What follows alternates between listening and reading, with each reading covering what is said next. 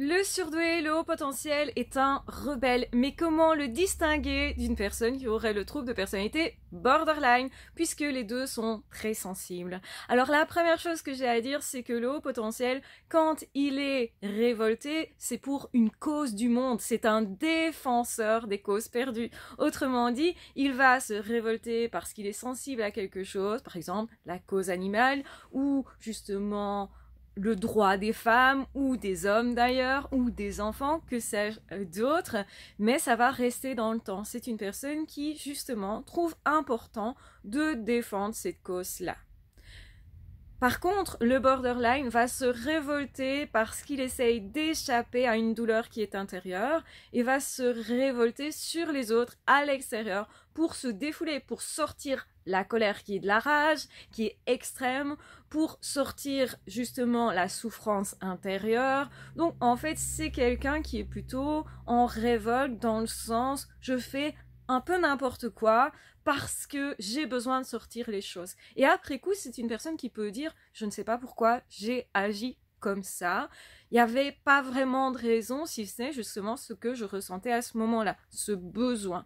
Donc, c'est une personne qui est motivée par un besoin intérieur, non pas vraiment par une cause qui va rester au fur et à mesure du temps. Donc, autrement dit, une personne qui a un trouble de personnalité borderline ne reste pas stable dans ce qu'elle souhaite, dans ses passions, dans ses projets, et c'est pour ça que la personne qui a un trouble de personnalité borderline va avoir du mal à maintenir un boulot, une relation, à rester dans la même émotion par rapport à une personne, parce que c'est une personne qui peut détester quelqu'un ou quelque chose d'ailleurs, alors qu'en réalité, juste avant, elle l'adorait. Donc c'est pas quelqu'un qui a les mêmes passions, c'est même quelqu'un qui peut défendre des causes complètement opposées d'un mois à l'autre par exemple.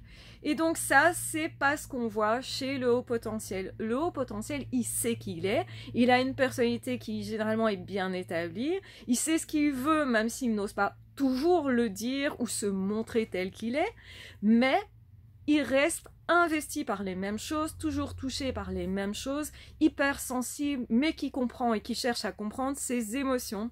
Et c'est ça spécifiquement qu'il faut retenir parce que ça distingue vraiment les deux. Oui, ce sont des rebelles, mais pas du tout de la même façon. Le HP, il est plus rebelle à l'intérieur et il va œuvrer, mais pour des causes.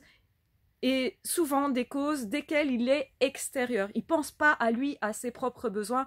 Quand il fait ça, il pense plutôt à la planète, aux animaux, à une cause justement qui englobe plein de personnes. Donc c'est un vrai altruiste qui a tendance à s'oublier. À l'inverse du borderline qui est mobilisé par des besoins là présents et qui même peut être aveuglé que par ses propres besoins à ce moment-là.